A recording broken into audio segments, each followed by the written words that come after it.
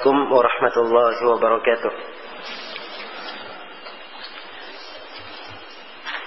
الحمد لله حمد الشاكرين، وأشهد أن لا إله إلا الله وحده لا شريك له الملك الحق المبين، وأشهد أن محمدا عبده ورسوله الصالح الأمين صلى الله عليه وعلى آله وأصحابه ومن تبعهم بإحسان إلى يوم الدين. أما بعد.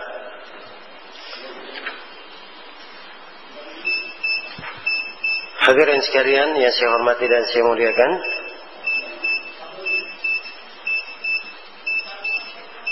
pada sesi ini insyaallah ta'ala kita akan membaca bab yang ke-9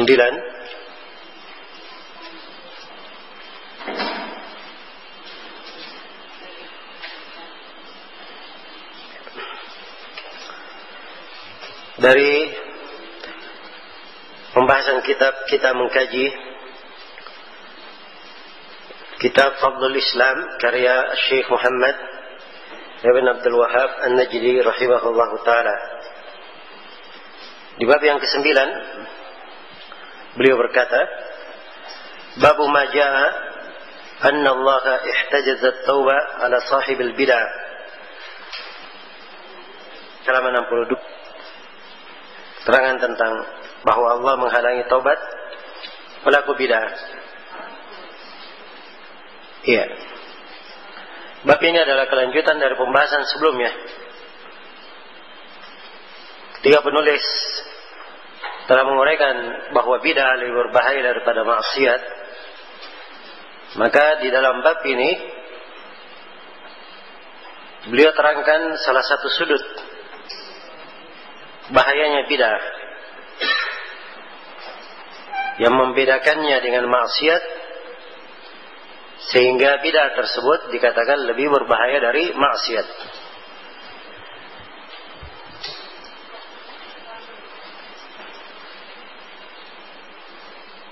Iya. Sini dikatakan bab majaa, hal yang menjelaskan anna Allah ihtajazat taubah, bahwa Allah menghalangi taubat ala sahibil bid'ah, terhadap pelaku bid'ah. Ya, maksudnya dihalangi taubat bukan artinya tertutup pintu taubat, karena pintu taubat terbuka hingga hari kiamat. Hanya saja yang dimaksud, seorang yang berbuat bid'ah itu jarang diberi taufik untuk bertobat. Iya.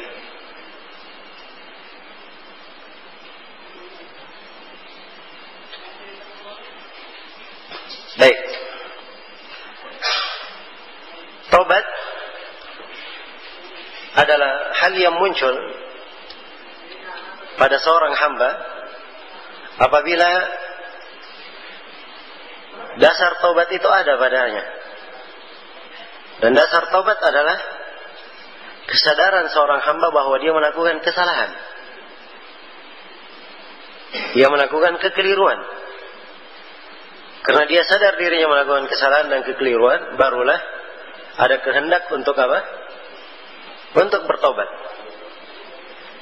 Dan ini berbeda dengan ahlul bid'ah.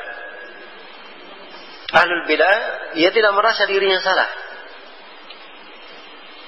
tidak merasa dirinya apa? Keliru. Ya. Dengan demikian, dari mana bisa digambarkan dia akan apa?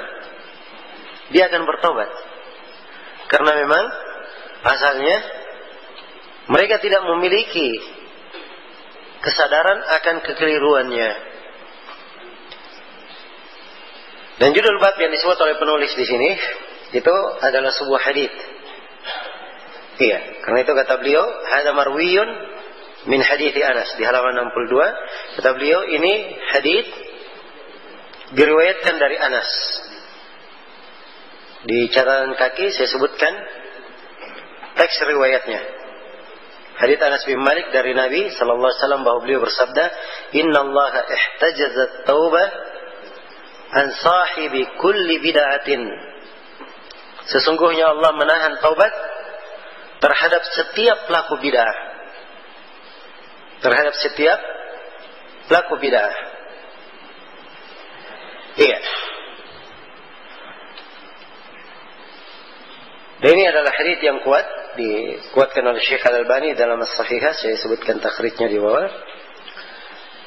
Kemudian kata beliau, dan dari marasil riwayat mursal Al-Hasan Al-Basri, wa min marasil Al-Hasan. Datang dari hadits Anas secara marfu, dan ada juga dari mursal Al-Hasan Al-Basri. Maksudnya Al-Hasan dia langsung meriwayatkan dari Nabi tanpa menyebutkan sahabat. Ini keterputusan, cuman penguat. Iya. Dibawakan oleh penulis untuk menguatkan. Jadi secara global bahwa haditsnya syah dari Nabi. Nabi bersabda, "Inna Allah ihtajazat taubah an kulli sahibi bid'ah." Sesungguhnya Allah Subhanahu wa taala menahan taubat dari setiap pelaku bid'ah. Dan ini diantara sekian banyak bahaya bid'ah itu terhadap seorang hamba. Iya. Telah berlalu kita terangkan dari bahaya bid'ah. Bid'ah lebih besar dosanya daripada apa? Daripada maksiat. Dari bahaya bid'ah, bid'ah itu sifatnya adalah mengada-adakan kedustaan kepada Allah. Dan dari bahaya bid'ah adalah dia ingin membuat tandingan terhadap syariat Allah. Sebab apabila hal itu tidak dituntunkan, kemudian dia datangkan syariat, dia nisbatkan kepada agama, itu artinya dia ingin menandingi syariat Allah Subhanahu wa taala. Dan di antara bahaya bid'ah, amalan yang dia lakukan tidak diterima. Itulah hadits yang sudah berlalu bersama kita. Man amila amalan laisa alaihi amruna fahuwa raddun. Siapa yang beramal dengan sebuah amalan yang tidak dibangun di atas tuntunan kami, maka amalan tersebut adalah tertolak. Ini sudah 4. Yang kelima dari bahaya bid'ah, apa yang disebut di dalam bab ini, bahwa pelaku bid'ah itu sulit untuk bertobat. Iya. Jarang yang diberi taufik untuk bertobat. Kemudian yang ke-6 dari bahaya bid'ah, seseorang yang berbuat bid'ah itu akan menyeret dia untuk berbuat bid'ah lagi yang lainnya. Iya. Karena itu kata Imam Al-Barbahari rahimahullah, ihdar sigar al-muhdatsat fa innaha satasiru kibara. Hati-hatilah kamu dari bid'ah yang kecil, sebab dia nanti akan menjadi besar. Dia nanti akan menjadi besar. Dan akan datang nanti di akhir buku ini, Syekh menyebutkan kisah orang-orang yang melakukan zikir berjamaah di masjid. Ya, asal bilangnya zikir berjamaah. Ujung-ujungnya orang yang zikir berjamaah di masjid ini kebanyakannya diketemukan terbunuh di Nahrawan, ikut perang bersama Khawarij. Jadi asal bid'ahnya kecil dan akhirnya sedemikian rupa. Iya. Dan Allah Subhanahu wa taala menyebut di dalam Al-Qur'an tentang bahaya bid'ah ini akan menyeret seseorang pada hal yang lebih besar. Fi qulubihim maradun fazadahumullahu marada. Di dalam hati mereka ada penyakit, Allah tambah lagi penyakitnya. Iya. Wa may yushaqiqir rasul min ba'di ma tabayyana lahu al-huda wa yattabi' ghayra sabilil mu'minin nuwallihi ma tawalla. Siapa yang durhaka kepada Rasul supaya tampak baginya petunjuk dan mengikuti jalan selain jalan kaum mukminin, kami biarkan dia larut di dalam kesesatannya. Sudah sesat, dibiarkan apa? Dibiarkan larut dalam kesesatannya. Iya. Allah Subhanahu wa taala berfirman, "Wa nuqallibu af'idatahum wa absarahum kama lam yu'minu bihi awwala marrah wa nadaruhum fi tughyanihim ya'mahun." Dan kami membolak-balik mata hati mereka dan penglihatan mereka hingga akhirnya seakan-akan mereka tidak pernah beriman dari awal kalinya. Dan kami membiarkan mereka buta di dalam sewenang-wenang di dalam kebutaan mereka. Ya, dibiarkan sewenang-wenang di dalam kebutaannya. Sudah buta, dibiarkan semakin buta. Ayat yang lain Allah berfirman, "Qul man kana fi dhalalah falyamdud lahu ar-rahmanu madda." Katakanlah, siapa yang berada di dalam kesesatan, Allah akan membuat ia semakin lapang di dalam kesesatannya. Iya. Dia sudah sesat, digambarkan kepadanya seakan-akan, oh ini karomah, kemudahan. Ya. Ini kemudahan. Ini terjadi pada sebagian orang. Ya. Terjadi pada sebagian orang. Nah, itu fitnah. Membuat ia semakin larut di dalam kesesatannya. Dan Allah Subhanahu wa taala berfirman, "Falamma zagu azaghallahu qulubahum." Begitu mereka menyimpang, maka Allah membuat hati mereka semakin menyimpang. Ini 5 ayat Al-Quran. Ya. Ini contoh ya ayat-ayat. Masih banyak lagi ayat-ayat yang lain. Menunjukkan bahwa seseorang itu yang berada dalam suatu kesesatan, suatu bid'ah, sangat berpotensi mengantar dia kepada bid'ah yang lebih besar daripada itu. Iya. Dan ini bahaya yang sangat besar menimpa seorang hamba. Kemudian di antara bahaya bid'ah, laknat Allah Subhanahu wa taala pastikan untuk mereka. Di dalam hadits Ali bin Abi Thalib riwayat Bukhari dan Muslim, Rasulullah sallallahu alaihi wasallam bersabda, "Wa man awa muhdithan fa alayhi la'natullah wal malaikati wan nasi ajma'in." Wa man awa muhdithan, bisa juga dibaca wa man awa muhdatsan. 2 riwayat. Ya. Kalau kita baca wa man awa muhditsan, siapa yang melindungi pelaku bid'ah. Dia tidak berbuat bid'ah, tapi ada pelaku bid'ah dia lindungi. Maka kelanjutan hadis, dia akan mendapat laknat dari Allah, laknat dari para malaikat, dan laknat dari seluruh manusia. Ya. Kalau ada yang bertanya, bagaimana caranya seluruh manusia melaknatnya? Ya. Karena lisan itu 2 macam ya. Ada lisanul maqal, lisan yang berucap ini, dan ada lisan al-hal, lisan keadaan. Iya. Tatkala Allah menyebutkan semua manusia melaknat, maka ini adalah hal yang menunjukkan besarnya perkara orang yang berbuat bid'ah ini. Ini kalau dibaca wa man awa muhditsan, siapa yang melindungi pelaku bid'ah. Tapi kalau dibaca wa man awa muhdatsan, itu kita artikan siapa yang menganut bid'ah, dia berbuat bid'ah, maka dia mendapat laknat dari Allah, dari para malaikat, dan dari seluruh manusia. Iya. Kemudian dari bahaya bid'ah, sebenarnya akan datang ya haditsnya, diterangkan nanti oleh penulis. Cuma tidak apa-apa saya rangkum dulu di sini supaya tidak terpecah pembahasan. Saya di sela-sela menyebutkan bahaya bid'ah. Pada hari kiamat, orang yang sangat dikhawatirkan diusir dari telaga Nabi Sallallahu Alaihi Wasallam adalah pelaku bid'ah. Ya, bayangkan kalau diusir dari telaga Nabi, ya, yang di padang mahsyar setiap Nabi punya telaga. Setiap Nabi punya apa? Punya telaga. Siapa yang minum dari telaga Nabi 1 kali minum, tidak akan haus selama-lamanya. Datang sekelompok dari umat Nabi Muhammad, setelah itu diusir dari telaga. Belum lagi mereka masuk, diusir. Nabi berkata, ummati, ummati, umatku, umatku. Maka dikatakan kepada beliau, innaka la tadri ma ahdatsu ba'dak. Kamu tidak mengetahui apa yang mereka ada-adakan setelahmu. Perhatikan kalimat apa? Mengada-adakan. Ya.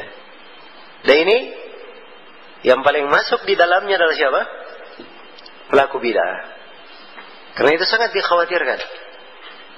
Yang jelas bahaya bid'ah ini sangatlah banyak. Sangatlah banyak. Iya. Setelah menyebutkan hadis dan beliau terangkan siapa yang meriwayatkannya, kemudian penulis berkata di halaman 63, wa dzakara Ibnu Wabbah an Ayyub annahu qala kana indana rajulun yara ra'yan fatarakahu فأتيت محمد بن سيرين فقلت أشعرت أن فلانا ترك رأيه قال انظر إلى ماذا يتحول إن آخر الحديث أشد عليهم من أوله يمرقون من الإسلام ثم لا يعودون إليه. Ibnu Wabbah menyebutkan dari Ayyub. Ini Ayyub bin Abi Tamimah As-Sikhtiyani, salah seorang imam besar dari negeri Basrah di masanya. Beliau berkata, dulu ada seorang di kalangan kami yang berpemikiran menyimpang. Jadi ketahui pemikirannya ini menyimpang. Kemudian dia meninggalkan pemikirannya. Ya. Apakah dia taubat meninggalkan pemikirannya? Ayyub berkata, maka aku mendatangi Muhammad ibnu Sirin dan berkata. Ya. Jadi ada kejadian seperti ini. Ayyub As-Sikhtiyani mendatangi gurunya Muhammad bin Sirin. Dan Muhammad bin Sirin imam ahli Basrah di masanya. Ini selevel dengan Al-Hasan Al-Basri dan semisalnya di kota Basrah itu. Pemuka para ulama di sana. Iya. Ayyub berkata, "Asy'arta anna fulanan taraka ra'yah?" Apakah engkau merasa bahwa dia meninggalkan pemikirannya?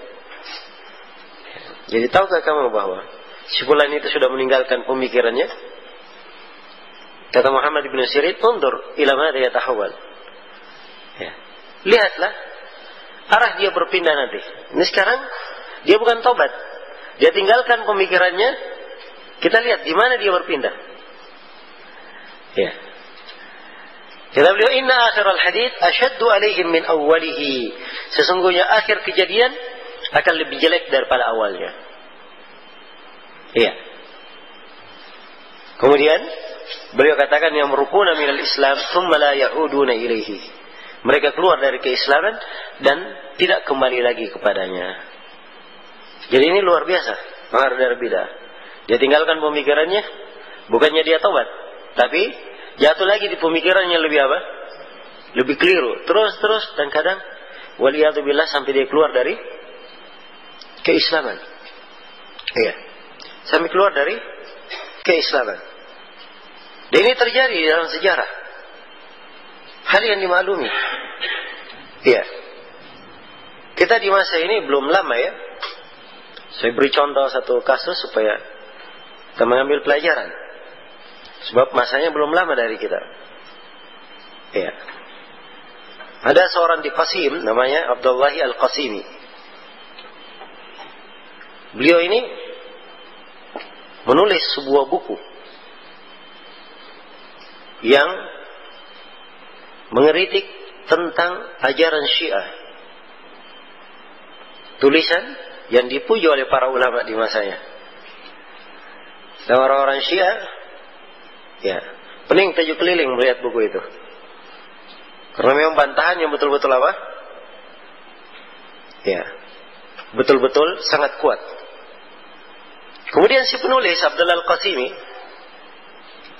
ya, dia berpindah, ingin membantah orang-orang filsafat. Ya. Tapi apa yang terjadi? Ia pun menyimpang dengan penyimpangan. Ya. Dan para ulama silam pendapat di akhirnya. Apakah dia dianggap kafir keluar dari Islam atau tidak? Perhatikan penyimpangannya.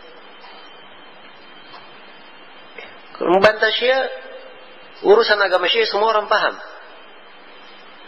Kesesatannya sangat nyata. Tapi berkaitan dengan filsafat, tidak semua orang bisa untuk menjelaskan dan tahu kekeliruannya. Iya, mengerti akan kekeliruannya. Karena itu hal-hal yang terkait dengan bid'ah, apalagi ada kesamaran di dalamnya, jangan diremehkan. Ini bukan perkara sembarangan. Iya. Dikatakan dahulu bahwa Al-Ghazali rahimahullah, Abu Hamid Al-Ghazali, dan ini cerita dari muridnya Fakhrul Razi, bahwa Al-Ghazali mempelajari filsafat untuk membantah filsafat. Tapi apa yang terjadi? Justru dia menjadi rujukan orang-orang filsafat. Hanya saja Al-Ghazali tobat di akhir umurnya. Iya. Dan beliau sendiri menulis buku judulnya Iljamul Awam an Ilmil Kalam. Walaupun nggak selamat dari apa yang pemikirannya yang telah lalu, tapi paling tidak disebutkan dalam biografinya beliau meninggal dalam keadaan sahih Bukhari di atas dadanya. Ya. Dan beliau berhayalan, dikata beliau meninggal di atas keyakinan ibu-ibu tua di Naisabur. Ya, sebab orang-orang tua yang mengerti agama itu masih di atas fitrahnya. Kalau ini mereka belajar filsafat, sudah keluar dari fitrah, keluar dari fitrahnya. Ya. Ini adalah hal yang dimaklumi, hal yang dimaklumi. Baik, karena itu jangan disangka bahwa bid'ah ini adalah perkara yang dianggap remeh dan biasa. Ini adalah hal yang sangat membahayakan umat. Dampak negatifnya sangat merugikan. Karena itu di sini penulis menguraikan tentang bahaya bid'ah, manfaatnya sangat banyak. Kita kemarin di pertemuan sebelumnya saya sudah uraikan, itu juga salah satu sudut dari keindahan Islam. Karena seorang yang mengenal Islam yang benar, dia pasti akan mengetahui bahaya dari apa? Bahaya dari bid'ah. Iya. Kemudian juga dari pentingnya pembahasan ini, supaya seorang hamba itu mengenal jalan yang keliru, jangan sampai dia jatuh di dalamnya. Jangan sampai dia jatuh di jalannya. Dan di antara manfaatnya di dalam kitab Fadlul Islam ini, penulis ingin menggambarkan jalan keislaman itu yang menyebabkan seorang itu kokoh di atasnya. Karena itu beliau terangkan bid'ah yang ini membahayakan keislaman. Maka beliau terangkan tentang bahaya bid'ah tersebut. Dan di akhir pembahasan ini penulis membawakan ucapan Imam Ahmad. Wasu'ila Ahmad bin Hanbal an ma'na dzalika faqala la yuwaffaquna lit-taubah. Imam Ahmad ditanya tentang makna ini, makna hadis tersebut, Allah menahan taubat dari pelaku bid'ah. Maka Imam Ahmad menjawab, mereka tidak diberi taufik untuk bertobat. Tidak diberi taufik untuk bertobat. Iya. Sebabnya telah kita terangkan. Karena awal taubat itu adalah apa? Awal dan dasar taubat adalah seorang harus memahami dia salah. Dan pelaku bid'ah, dia tidak merasa dirinya salah. Ya, karena itu jarang mereka dapat taufik untuk bertobat. Ya, dari sisi ini sebagian ulama seperti Sufyan Ats-Tsauri berkata bahwa bid'ah lebih dicintai oleh iblis daripada maksiat. Iya, lebih dicintai oleh iblis. Dan dimaklumi ya bahwa iblis dan syaitan yang bersamanya itu menyerang manusia dari dua pintu. Pintu yang pertama dari arah syahwat, dosa dan maksiat. Pintu yang kedua dari arah syubhat, kerancuan dalam beragama, bid'ah. Ini pintu yang kedua. Dan senjata yang dia lebih sukai adalah pintu yang kedua. Iya. Pintu yang kedua. Dan Rasulullah SAW kabarkan bagaimana syaitan mempermainkan manusia dalam hal ini. Dalam hadits riwayat Bukhari dan Muslim, ya'ti syaitanu ila ahadikum. Syaitan itu datang kepada salah seorang dari kalian. Syaitan bertanya, ya, man khalaqas samawat, siapa yang menciptakan langit? Nah, si hamba jawabannya Allah yang menciptakan langit. Ya, bagus ya. Pertanyaannya masih pertanyaan apa? Bagus. Ya. Tanya lagi syaitan, siapa yang menciptakan bumi? Dijawab lagi oleh si hamba, Allah yang menciptakannya. Terus syaitan bertanya, siapa yang menciptakan ini, siapa yang menciptakan ini, menciptakan itu. Akhirnya syaitan bertanya, kalau begitu siapa yang menciptakan Allah? Hah? Nah, inilah kerancuan yang ingin dimasukkan oleh syaitan. Ya. Ini jawaban pertanyaan syaitan ini menjadi pembahasan di kalangan ahli filsafat. Padahal perhatikan, ini pertanyaannya siapa? Hah? Pertanyaannya syaitan. Ya. Ini dibahas dalam ilmu filsafat, dibahas. Bagaimana cara menjawabnya? Coba. Ya. Kalau Nabi sendiri di haditsnya, beliau berkata, siapa yang mendapatkan hal itu pada dirinya? Ya. Hendaknya dia berkata, a'udzubillahi minasyaitonir rajim. Waliyaqul amantu billah, dan hendaknya dia berkata, saya beriman kepada Allah. Waliyantahi, dan hendaknya dia berhenti. Sudah titik, jangan lagi dia layani syaitan. Sebab dia maklumi apa? Kebatilannya. Jadi pertama disuruh membaca apa? A'udzubillahi minasyaitonir rajim. Kemudian yang kedua, disuruh dia berucap, saya beriman kepada Allah. Kemudian yang ketiga, disuruh berhenti. Sebab ini obat yang paling baik menghadapi apa? Subhat syaitan. Berhenti, cuek saja. Ya. Syaitan pasti nggak ada yang benar pertanyaannya. Kan begitu? Selesai. Saya beriman kepada Allah. Ya. Kalau dalam ilmu filsafat dijawab ini pertanyaan. Ya. Apa jawabannya? Kata mereka, ini pertanyaan kalau kita jawab, misalnya saya jawab yang menciptakan Allah adalah ini, pasti akan datang lagi pertanyaan. Kalau begitu siapa yang menciptakan? Yang menciptakan Allah. Kalau dijawab lagi, akan ditanyakan lagi, siapa yang menciptakan? Yang menciptakan Allah siapa? Kalau dijawab, akan dijawab lagi. Dan ini tasalsul. Hal yang bersilsilah pertanyaan seperti ini, itu adalah kebatilan. Ya, jadi dia jawab dulu, setelah itu bikin apa? Bikin kaidah sendiri dari mana? Munculnya dari negeri anta berantah dari mana? Ya, tiba-tiba ada seperti itu kaidahnya. Kalau Nabi suruh berhenti, kalau tidak mereka dilayani. Jadi ini sebenarnya ikut kepada apa? Permainan syaitan. Ya. Karena itu tidak jarang ada orang yang belajar filsafat. Ya. Dan kehidupannya setelah itu apa? Tidak lurus lagi. Ada yang miring-miring, ada yang stres, ya macam-macam. Ya. Karena ini memang membuat akal itu menjadi tidak sehat. Membuat akal menjadi tidak sehat. Kalau akalnya sehat, dia akan berpikir wajar sesuai dengan fitrah. Ya, sesuai dengan fitrah. Dan kita ini diciptakan di atas fitrah. Diciptakan di atas fitrah. Dari hal yang disebutkan oleh para ulama, ya, dan ini masyhur ya di dalam buku-buku sejarah filsafat. Ya, di buku-buku yang memuat tentang firqah, disebutkan kisah seorang perempuan tua yang berjemur di depan rumahnya. Ya. Saat dia berjemur di depan rumahnya, lewat banyak orang. Banyak orang ini mengikuti seseorang di depan. Ya. Maka perempuan tua heran melihat kejadian yang tidak wajar ini. Ya.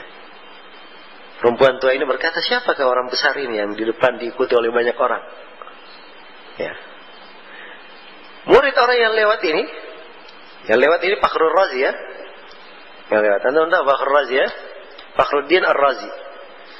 Ya, ini termasuk apa? Tokoh-tokoh filsafat yang terkenal dan buku-bukunya yang dijadikan apa? Rujukan. Jadi Fakhruddin Ar-Razi lewat bersama murid-muridnya. Heran si perempuan, siapakah orang besar yang lewat ini? Iya. Kata muridnya menjawab dengan bangganya, wahai ibu, semoga Allah merahmatimu. Kamu nggak kenal siapa orang itu? Ya. Kata si perempuan tua, saya nggak kenal. Dia seorang raja? Bukan. Seorang menteri? Bukan juga. Seorang ini bukan. Kalau begitu siapa dia? Kata muridnya dengan bangga, dia adalah seorang yang mempunyai 1000 dalil bahwa Allah itu ada. Coba.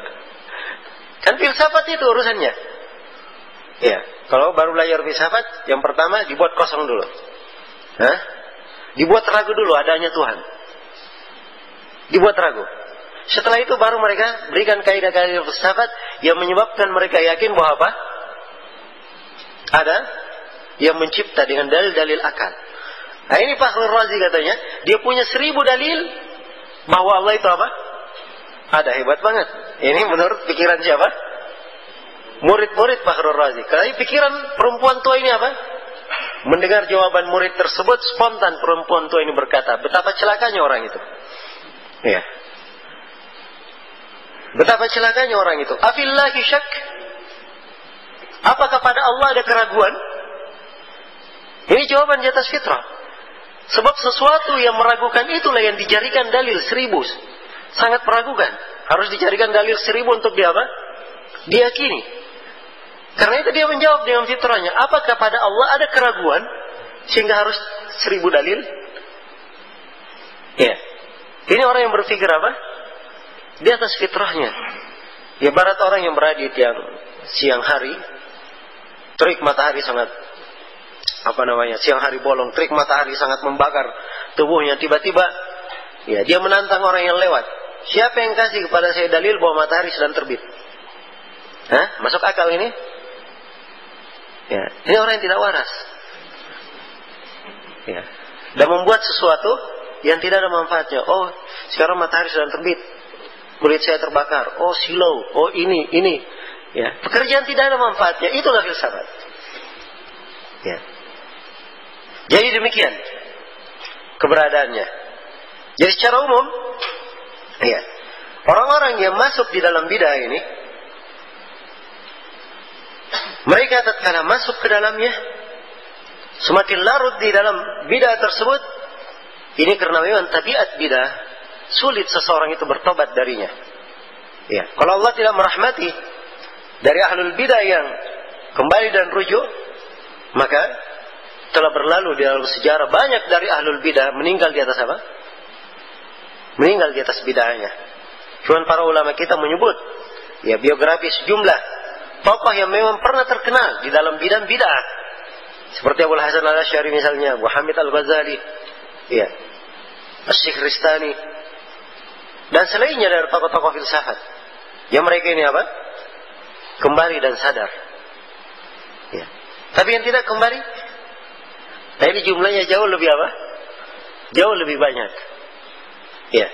Karena itu sekali lagi ini pembahasan, termasuk pembahasan yang indah di buku ini, memberikan kepada kita keyakinan akan keindahan Islam dan membuat kita itu masuk ke dalam Islam secara sempurna dan mengharuskan kita meninggalkan segala perkara yang menyelisihi Al-Quran dan Sunnah Rasulullah Sallallahu Alaihi Wasallam.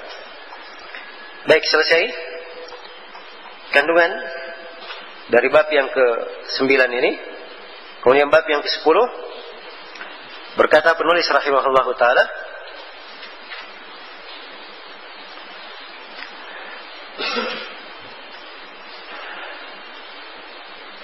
kata beliau, babu qaulillahi ta'ala, ya ahlal kitab lima tuhajjuna fi Ibrahim.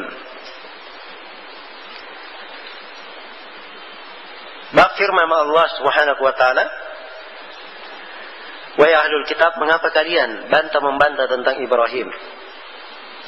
Ila qaulihi, sampai firman-Nya, wa ma kana minal musyrikin. Dan sekali-sekali Nabi Ibrahim itu tidak tergolong termasuk orang-orang yang berbuat kesyirikan. Ini penulis memberi judul bab ya, jadi judul bab itu kan diringkas. Ya. Karena itu di catatan kaki untuk melengkapi manfaat, kita sebutkan teks ayatnya secara sempurna 3 ayat. Ya.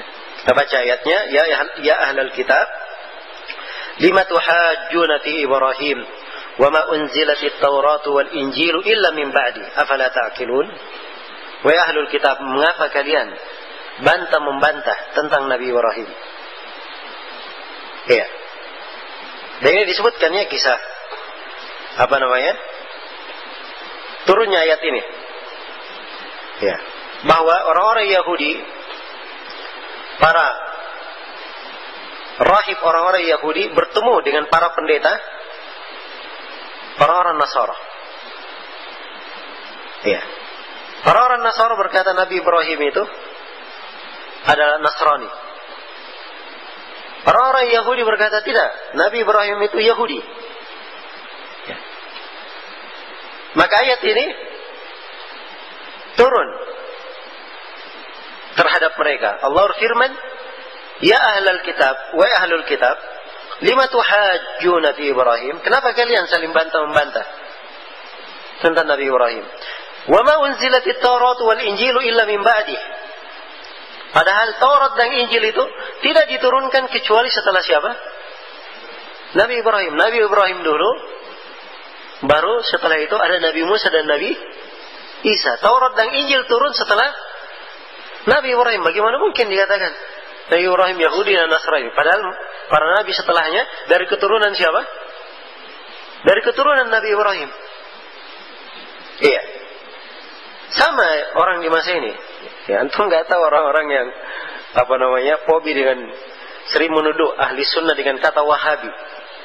Hah? Sebagian orang yang dituduh Wahabi dari kalangan ahli sunnah, dia baca Sahih Bukhari di masjid. Sahih Bukhari yang dia baca. Berkata Imam Al-Bukhari rahimahullah, dimaklumi Muhammad bin Abdul Wahab, ya, hidupnya kapan? Di tahun 1200 Hijriah. Iya. Dan ini Imam Al-Bukhari rahimahullah, beliau wafatnya di pertengahan abad yang ketiga. Imam Al-Bukhari. Ada yang baca Sahih Al-Bukhari, tapi oleh pemahaman mereka ini pemahaman Wahabi. Wah, nuduh orang yang di masjid itu, Wahabi kalian. Ini Sahih Bukhari. Iya, Bukhari kalian itu Wahabi juga. Coba. Jadi Imam Al-Bukhari juga ikut apa? Ikut Wahabi. Ya. Ini sama kejadiannya di Ahlul Kitab ini.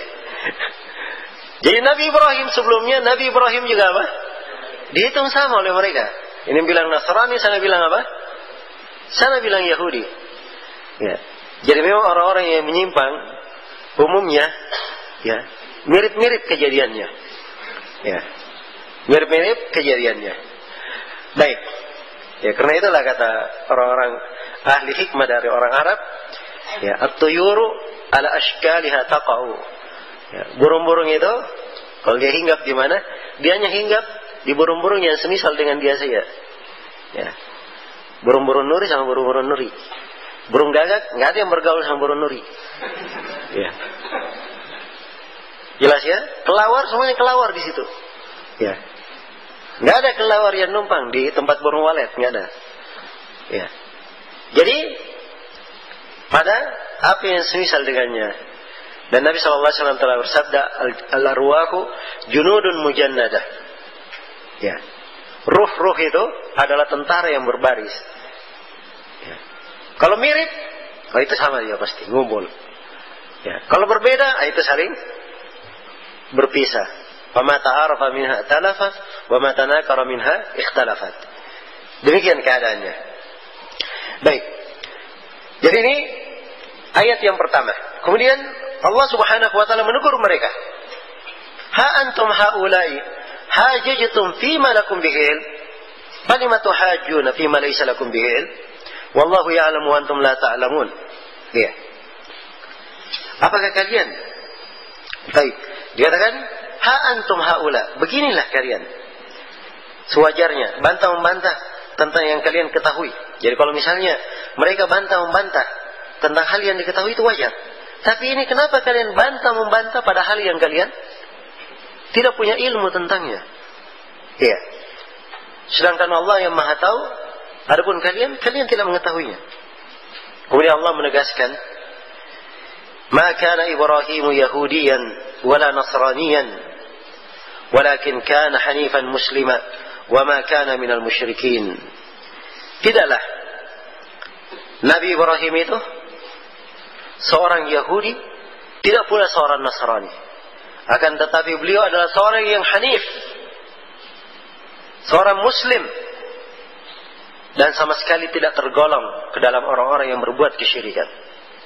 Nah, ini penekanan penulis sebenarnya di akhir dari ayat.